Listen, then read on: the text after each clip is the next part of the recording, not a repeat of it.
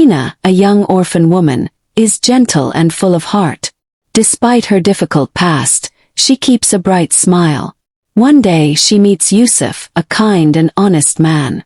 He falls in love quickly. Their love is sincere, like a ray of sunshine after the rain. They decide to get married, dreaming of a simple but happy life. On the wedding day, the village celebrates their union, even though some whisper that Tina has neither family nor money. But there is a problem. Mama Fatima, Yusuf's mother, does not like Tina. She looks at her with cold eyes as if she is stealing her son. She wanted a beautiful, rich or famous girl, not an orphan. She speaks badly of Tina in secret, saying that she is not good enough for Yusuf. Tina remains patient. She loves Yusuf and believes that love can overcome anything. But the words between Mama Fatima prick like thorns. This tension between them heralds dark days ahead. Mama Fatima is a tough and proud woman. For her, the family must be respected and admired by the entire Qur'an. She has always wanted her son Yusuf to marry a woman who would bring honor and money. But when he chooses Tina, an orphan with nothing, she feels betrayed. She does not understand why Yusuf loves this simple girl without wealth. Every time she sees Tina laughing with her son, anger burns in her heart. She becomes jealous as if Tina is stealing Yusuf's love from her. From the beginning, Mama Fatima treats Tina badly. She gives her difficult tasks like washing all the laundry in the house or cleaning the yard or the scorching sun. When Tina cooks, Mama Fatima says it is bad, even though everyone loves her dishes. She speaks loudly in front of the neighbors, saying that Tina does not know how to do anything and that she does not deserve you. These words hurt Tina, but she does not respond. She looks down and continues, thinking that if she is nice, Mama Fatima will eventually accept her. Sometimes Mama Fatima acts as if she wants to help you.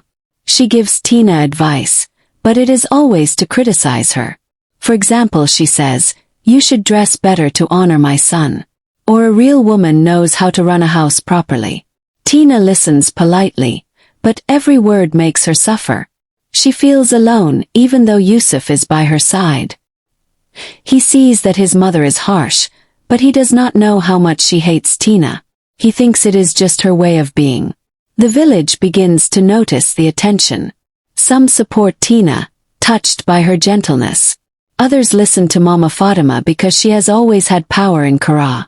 She knows how to speak loudly and convince people. She tells stories about Tina, saying that she hides secrets or that she does not really love Yusuf. These lies spread like wildfire and Tina feels increasingly isolated. In her mind, Mama Fatima begins to see Tina as an enemy. She can't stand to see her son smile at his wife, kiss her, or hold her hand. She thinks that if Tina disappears, everything will go back to the way it was before. Yusuf will be hers and the family will regain its honor. This jealousy grows like a weed, stifling everything good in her. She doesn't say it yet, but a dark plan begins to take shape in her mind. She wants to get rid of Tina no matter what. For now, she waits, watching her beautiful daughter like a snake stalking its prey. Every day, Sane grows stronger and Tina, without knowing it, is heading towards great danger. One morning, Tina wakes up with a different smile. She feels something new inside her, a little warmth in her belly. After a few days, she realizes she is pregnant. Her heart explodes with joy. She already imagines a baby with Yusuf's eyes running into the house. She runs to tell him the news. Yusuf takes her in his arms, laughing and crying. At the same time, they spend the day talking about their future. They choose names. Aisha for a girl, Amadou for a boy. They dream of a happy family, full of love. Tina believes that this news will change everything. She thinks that even Mama Fatima will be happy to have a little child. She decides to tell her, hoping that it will calm her anger. One evening, she goes to see her and timidly announces, "I'm going to have a baby." But instead of smiling, Mama Fatima falls silent. Her face closes like a slammed door. She simply says, "That's good," but her eyes are cold. Tina leaves feeling a little sad, but she tells herself that her mother-in-law will eventually accept. In the village, the news spreads quickly. The neighbors come to congratulate Tina and Yusuf. They bring gifts, clothes for the baby, fruit, colorful fabrics. Everyone is happy except for one person. Mama Fatima. She is seething inside. For her, this child is bad news. She thinks that if Tina has a baby, she will become even more important in the family. Yusuf will love her even more, and she, Mama Fatima, will lose all her power. This idea drives her crazy. She does not want a little child who will come from a woman she hates. Alone in her room, Mama Fatima speaks in a low voice as if she is plotting with herself. She tells herself that this child must not be born. She begins to imagine ways to hurt Tina, but without anyone knowing. She knows that she must be careful because Yusuf would be destroyed if he learned the truth. She hides her anger behind a fake smile, but every time she sees Tina touch her belly, she feels a surge of rage. Tina, she is full of hope. She sings soft songs while she works, thinking about her baby. She doesn't see the growing danger. She believes that her husband's love and the arrival of this child will make everything better. She often talks to Yusuf about their plan. A small room for the baby, playing in the yard, and stories in the evening. These moments strengthen their love, but they also make Mama Fatima even more determined. She decides that she must act quickly before Tina's belly becomes too visible. This new life, instead of bringing peace, becomes the beginning of a nightmare. Yusuf has to leave on a trip. His work requires him to go to a city far from Kara for several days. He doesn't like leaving Tina alone, but he knows that she is strong. He promises to come back soon and tells her to take care of herself and the baby. Tina smiles and kisses him, hiding her worry. She doesn't like being alone with Mama Fatima, but she tells herself that she can manage for a few days. Mama Fatima sees this trip as an opportunity. Without Yusuf to protect Tina, she can act without being watched.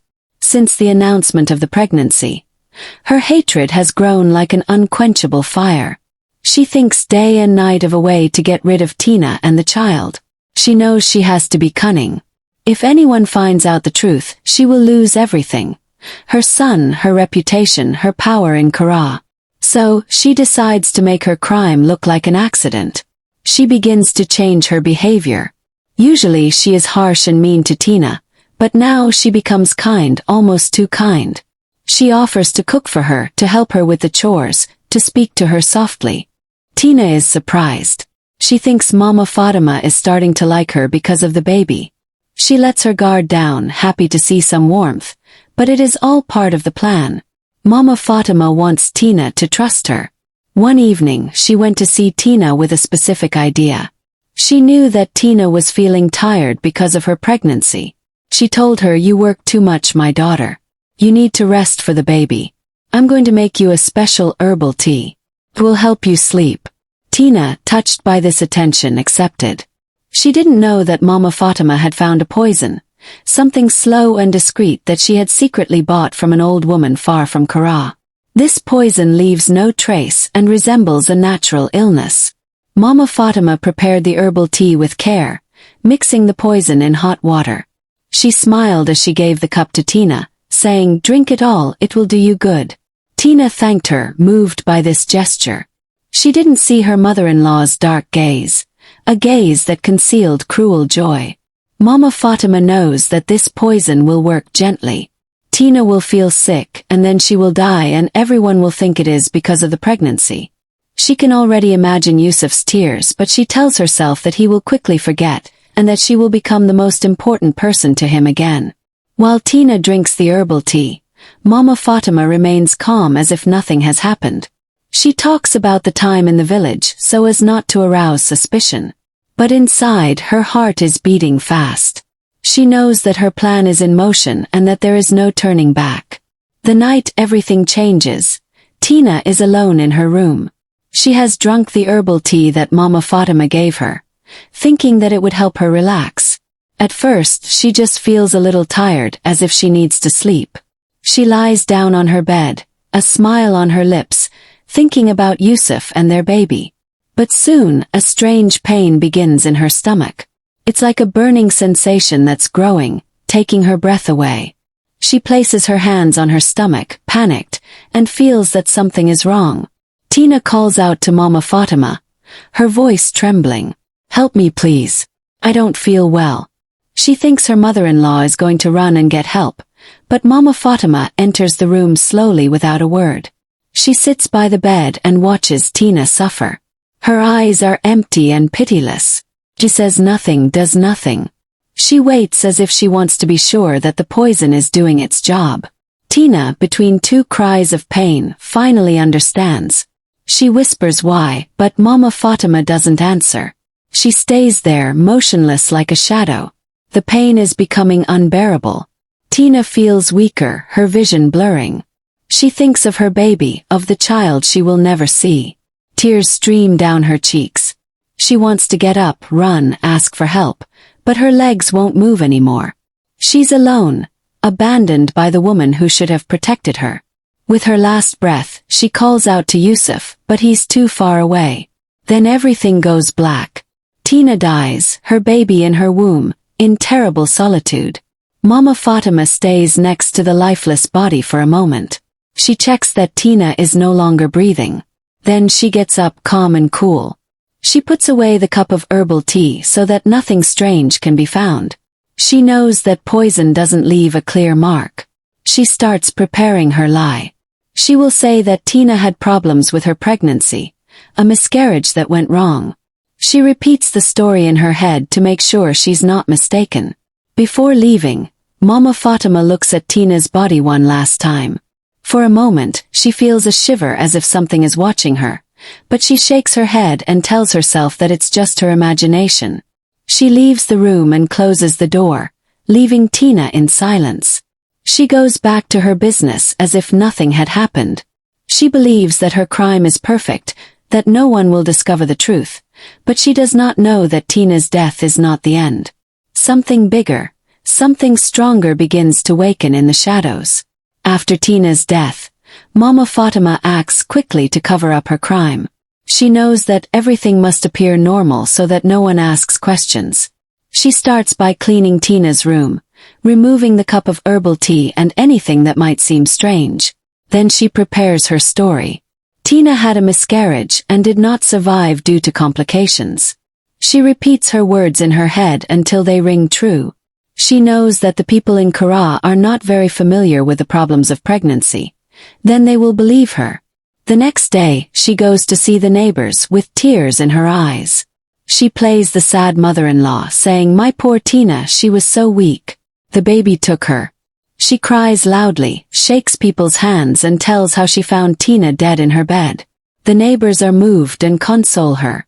Some are a little doubtful because Tina seemed to be in good health, but no one dares to contradict her. Mama Fatima has always been respected in Kara and her words carry weight. She organizes a simple funeral without too many ceremonies so as not to attract attention.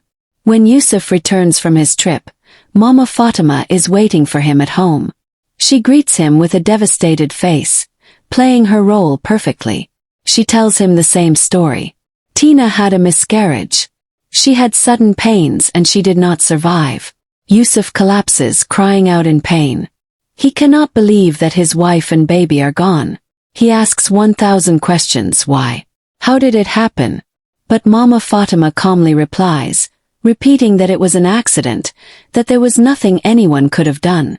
She takes him in her arms, hiding her cold gaze. Yusuf is broken. He spends days crying, refusing to eat or talk. He goes to Tina's grave to ask her forgiveness for not having been there. He feels guilty, thinking that he could have saved her. Mama Fatima stays by his side, playing the loving sea. She tells him, "You must be strong, my son." Life goes on, but inside she is satisfied. She believes she has won. Tina is gone and Yusuf depends on her again. The village talks about the tragedy for a while. Then people move on. No one tries to investigate. Miscarriages sometimes happen, and Tina's death seems sad but normal. Mama Fatima thinks she has succeeded. She resumes her life, confident that her secret is well kept, but something changes. At night, she hears noises in the house like light footsteps. She thinks it's the wind, but fear begins to grow inside her. She doesn't yet know that Tina isn't really gone. A few weeks after Tina's death, strange things start to happen. It all starts slowly, almost like a dream. Yusuf, still lost in his grief, has a nightmare one night. He sees Tina standing by his bed. She's pale with tears in her eyes. She's whispering something, but he doesn't understand. When he wakes up, he's drenched in sweat, his heart pounding. He tells himself it's just his sadness haunting him, but the dream returns the next night. This time Tina speaks louder. It wasn't an accident. Yusuf wakes up with a start, confused. He doesn't know what to think. The atmosphere in the house changes. The nights become heavy, as if an invisible weight fills the air. Sometimes babies cry, faint but clear, coming from nowhere. Yusuf and Mama Fatima hear them all, but when they look, they find nothing. Doors creak by themselves and objects fall for no reason. Once, a cup that Tina really likes slips off the table and breaks into 1,000 pieces. Yusuf starts to wonder. He feels a presence as if someone is watching them. Mama Fatima refuses to believe it. She says it's nonsense, that the house is old or that the wind is making noise. But deep down she starts to get scared. One night, she wakes up to hear a whisper near her ear. It's Tina's voice, soft but full of sadness. Mama Fatima quickly turns on the lamp, but there's no one there. She trembles, telling herself that she has too much imagination. However, she can't forget this voice. She starts to sleep badly, constantly checking the dark corners of the house. Kara also notices strange things. People say they have seen a shadow near Tina's tomb, a silhouette of a woman who disappears when you approach. Others speak of a strange cold around the house, even in bright sunlight. The elders whisper that Tina's spirit is not at peace. They say that an unjust dead person can return to seek justice. These stories reach Mama Fatima's ears and her fear grows. She tries to stay strong, telling people not to believe in the ghost Pontizu. He is lost. The dreams become clearer. One night, Tina shows him an image, a cup of herbal tea and then terrible pain. He wakes up screaming, realizing that his dreams are trying to tell him something. He begins to doubt the story of the miscarriage. He goes to see Mama Fatima and asks her questions. Did everything happen as you told me? She answers quickly, angrily, saying that he is crazy to think otherwise. But Yusuf sees the fear in her eyes and it troubles him even more. Something big is brewing and Tina, even dead, does not remain silent. One evening, the house is plunged into a heavy silence. Mama Fatima is alone in her room, trying to sleep despite the strange noises that often wake her. Suddenly, the air becomes icy. She opens her eyes and sees a pale light in the corner of the room. There in front of her stands Tina. This is not a dream. The ghost is clear with her long black hair and her eyes full of sadness. She is wearing the dress she had on the day she died. Mama Fatima wants to scream but her voice is stuck. She backs up against the wall, trembling. Tina does not move. She does not scream, does not threaten. She looks at her mother-in-law with a mixture of pain and strength. Then she speaks, her voice soft but firm. Why did you do this to me? Why did you take my baby? Mama Fatima shakes her head, refusing to admit it. It wasn't me. You died all alone. She cries. But Tina raises a hand and a vision appears in Mama Fatima's mind. She sees Tina drinking the herbal tea, writhing in pain, calling for help. She sees the child who will never be born, a small innocent being. The vision is so clear that Mama Fatima feels the pain as if it were her own. Tina continues, I have not come to hurt you. I want you to understand what you have done. She shows other images. Yusuf crying on his grave, Kara murmuring about his death, love shattered by hate. Mama Fatima tries to close her eyes but the visions remain. She sees all the harm she has caused, all that she has destroyed out of jealousy. For the first time, she feels a weight in her heart as if the truth has finally hit her, but she still resists. She screams, you are not real. Go away. Tina does not get angry. She approaches slowly and her presence becomes stronger. The walls seem to shake and the cries of babies fill the room. Mama Fatima covers her ears, but the sound is everywhere. Tina says, "You can't run away. You will live with this until you tell the truth." Then she disappears, leaving Mama Fatima all alone, out of breath. After that night, Mama Fatima is no longer the same. She jumps at the slightest noise, sees shadows everywhere. The baby's cries return often, even in broad daylight. She tries to pray, to ask for forgiveness, but nothing stops the visions. She begins to understand that Tina is not trying to kill her, but to force her to confront her crime. Every night, the ghost returns, repeating the same words, "Tell the truth." Mama Fatima wants to resist, but her fear and guilt become too much. She knows she can't keep lying, not to a spirit who sees everything. Mama Fatima can no longer bear the weight of the apparitions. Every night, Tina's ghost returns, showing her the same images of pain and betrayal. The child's cries echo in her head, even when she tries to hide.